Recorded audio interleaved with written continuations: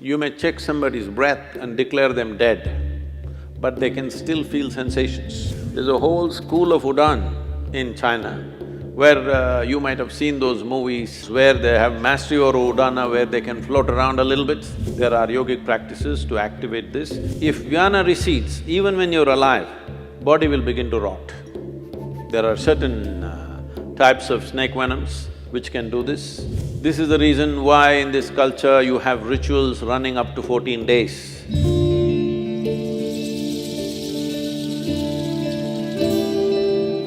Sadhguru, you said about life, and that brings a big question what doctors have about life. Now they say we have 1 trillion cells in our body, and each of these cells is living by itself. And when you say a patient is no more, it's just that the brain dies after 2 or 3 minutes, but still a large part of his body is still alive. That has changed now. Doctors are saying the brain lives for over 10 hours. Today, the new… So he is dead, but the brain is living. His skin, his muscles, his bones live for many hours. So we have said he is dead, but a large part of his body is still alive. So, and these cells, even when after the patient is dead, you take these cells and… Those of you who are all shaving every day, even after you're dead, we still have to shave you, you know this. Yeah, the hair grows. That is why I'm ready, Now, you asked why if somebody is dead, still some of the cells are active.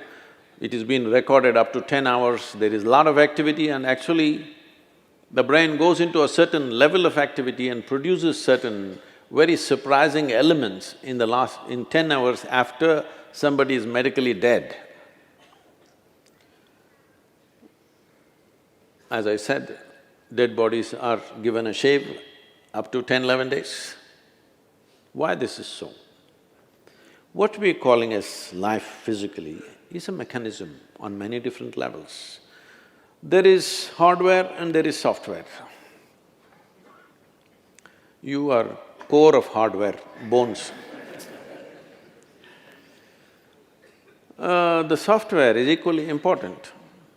Otherwise, how would a cell know that it's a human cell? That it is not a pig cell or a tree cell or something else? How does it know? Because there is an entire software, there is memory, evolutionary memory, genetic memory, karmic memory, there are varieties of memories imposed on every cell in the system so that it never gets confused. If you eat dog food for 3 days, you will not become a dog, isn't it? Because the memory is entrenched in this. So there is a whole software. The software package is actually bigger than the hardware, much bigger. And it is energized by what we are considering as a life force. In yoga, we call this prana. It manifests itself in 5 basic dimensions. There are other forms to it, which gets too complicated. 5 basic forms. These are called pranavayu, samanavayu, apanavayu, udanavayu and vyana. These have different functions. Prana is related to breath, respiratory action and thought process. If the pranavayu depletes, your respiratory action will go away. So immediately doctor checks and says, he's dead. They'll try to pump their chest. If it doesn't come back, he's dead. Respiration and your pulmonary action are very directly connected. Once respiration stops, that process will naturally come to an end. So pranavayu is gone. It's not like one after another they will go. They will go at the same time, but one goes means this is gone. If samanavayu goes, this is in charge of generating heat in the system. So once samanavayu starts receding, the body starts getting cold and it also starts becoming stiff. Once apanavayu starts receding in a major way, then the sensory aspect of it, we must understand this.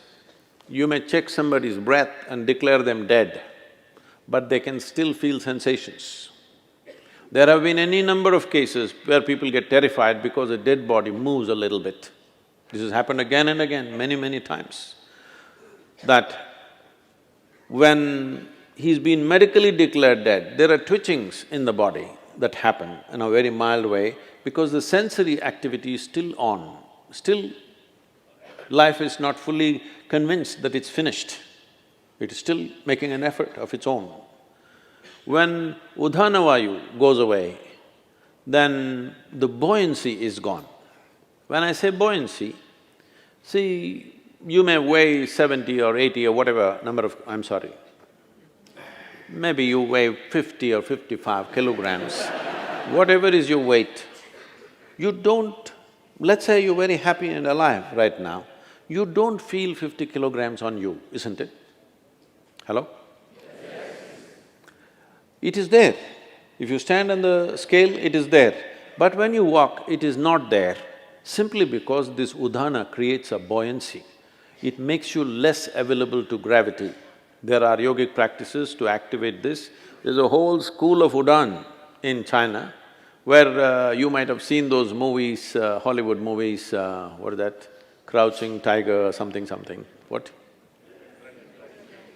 Yes. So these are Udan schools where they have mastery over Udana, where they can float around a little bit. Well, little exaggerated in the movies, but becomes lighter, more buoyant body. For a martial arts fighter, to be buoyant is important. There have been many cases where certain ballet dancers and martial arts experts have shown what is physically not possible they have done by leaping up to heights which all physicists believe is simply impossible. But they've gone beyond that level simply by creating more buoyancy. So Udhana is in charge of buoyancy. Once Udhana starts receding, suddenly body becomes heavy. Always it was the same weight. Weight does not increase, but you can feel the weight much more simply because Udhana is gone. This, doctors may know, maybe doctors don't do it, the people who work in the hospitals may know, carrying a live person and a dead person, there's a big difference. Simply because Udhana is gone, there's no buoyancy. The fourth dimension is called Vyana. This is preservative in nature.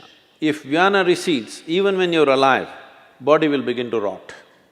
There are certain types of snake venoms which can do this.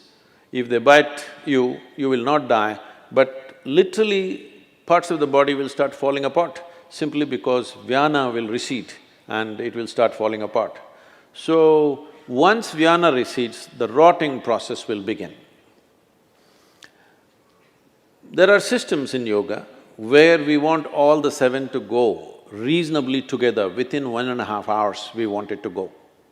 In normal death, depending upon the age of a person, how vibrant a particular body is, it may take a long time. When I say long time, up to 14 hours it may take.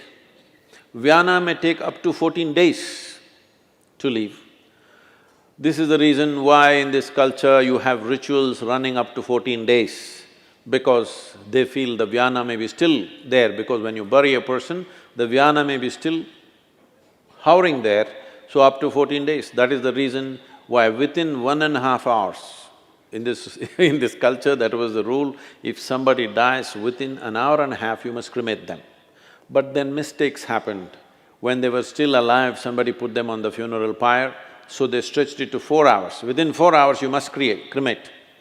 But today, there are issues, all kinds of issues about it. So, people are waiting for 1 day, 2 days, daughter is in America, she has to come, she'll come after 3 days, and they will wait.